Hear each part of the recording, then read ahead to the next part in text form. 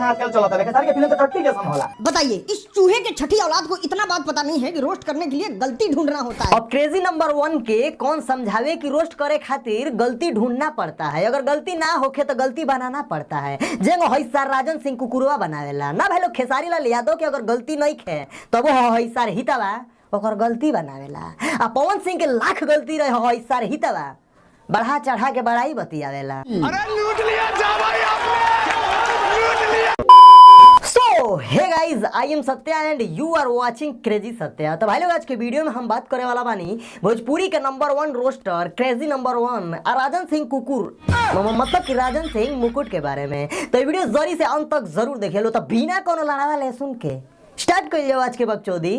कहा था ना सर्वे करा का दुश्मनी में खेसारी लाल यादव से हमारे इस समझ में नहीं किया। तो भाई लोग जैसे कि आप लोग के पता होई कि हाँ ये भैया जी के नाम क्रेजी नंबर 1 हवे जो उनकी भोजपुरी इंडस्ट्री में जितना भी अश्लील गाना आवेला ये ओकरा के रोस्ट करेले। ई सही गाना के सही और गलत गाना के माई बहिन एक करेले। खैर अब हम बात करे वाला बानी ना, बात ना करें पहले ये वीडियो देखा लो फिर बात हुई। इस गाने को हम सुने और जानते हैं दिल के गहराई से एक आवाज आया।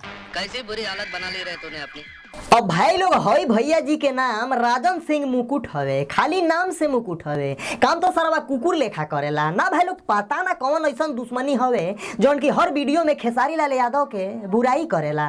नहीं मतलब बेचारे खेसारी लग रहे हैं इस गाने में। वाह एकरी बहिन जो एकरे के कहल जाला असली दोगलापन ना। भाई लोग खेसारी लाल यादव कितनो हिट गाना दे कितनो अच्छा से अच्छा काम कर ले पर ये भोसड़िया वाला के नजर में खेसारी लाल यादव तो गलत है। एक कहावत सुना है, बेगानी शादी में अब्दुल्ला दीवाना, एग्जैक्ट वही चीज आप यहाँ पे इस गाने में साफ देख सकते हैं। तो भाई लोग राजन सिंह कुकुर के कहना मी बावे कि खेसारी लाल यादव और सपना चौधरी के जो गाना एक संग में आयल रहे वो गाना में खेसारी लाल यादव एकदम खराब लागत रहे और बेगाना शादी में अब्दुल्ला दीवाना के मतलब तहनी लोग समझ सकत बड़ा लोग कि सारे कुकुर कहल का चाहता। भाई लोग हम राजन सिंह कुकुर से एक बात पूछल चाहतनी कि का मर्दे खेसारी लाल यादव तहार गान मार के पैसा दिहल भूल गइल बा का ना। भाई लोग सरवा पवन सिंह के गाना आई तो खूब बड़ाई करी आ खेसारी लाल यादव के गाना चाहे वीडियो आई तो तुरंत बुराई करे लागेला।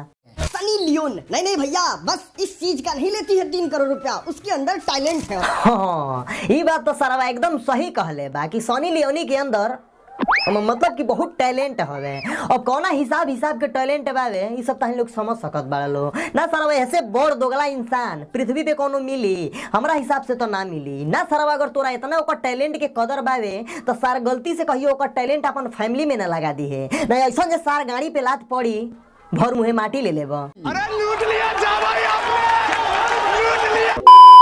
और देवी और सज्जनों इस चीज से पावर स्टार ने फिर से एक बार साबित कर दिया। हाँ पवन सिंह ने एक बार फिर से साबित कर दिया कि राजन सिंह कुकुर पवन सिंह का पितियाउत सार है ना। सरवा तबे तो पवन सिंह के बड़ाई और खेसारी लाल यादव के बुराई करेला। भाई साहब सनी लियोनी और पवन सिंह का ड्रेस क्या प्यारा क्या खूबसूरत लग रहा है। अरे राजन सिंह कुकुर सार दोगलई के भी एगो सीमा और लिमिट होला ना। भाई लोग एकरा पवन सिंह के ड्रेस खूबसूरत और प्यारा लागता, खेसारी भैया के ड्रेस एकरा खराब लागता ना। सरवा कोना आँख से देखेला रे ना बहिन अखिया में सार बाबा सिर धइले लेबा का जे पवन सिंह खूबसूरत लागता आ खेसरिया ड्रेस बाउर लागता। आज में खेसारी के फिल्म कहां आजकल चलता है खेसारी के फिल्म तो टट्टी जैसा होला। बताइए इस चूहे के छठी औलाद को इतना बात पता नहीं है कि रोस्ट करने के लिए गलती ढूंढना होता है। अब क्रेजी नंबर 1 के कौन समझावे कि रोस्ट करे खातिर गलती ढूंढना पड़ता है, अगर गलती ना होखे तो गलती बनाना पड़ता है। जेंगो हईसार राजन सिंह कुकुरवा बनावेला ना। भाई लोग खेसारी लाल यादव के अगर गलती नहीं खे तब वो हईसार हितवा ओकर गलती बनावेला। आ पवन सिंह के लाख गलती रहे हईसार हितवा बढ़ा चढ़ा के बड़ाई बतियावेला। अरे सार अभी टाइम बा यार सुधर जा, हई चापलूसी छोड़ द ठीक बा।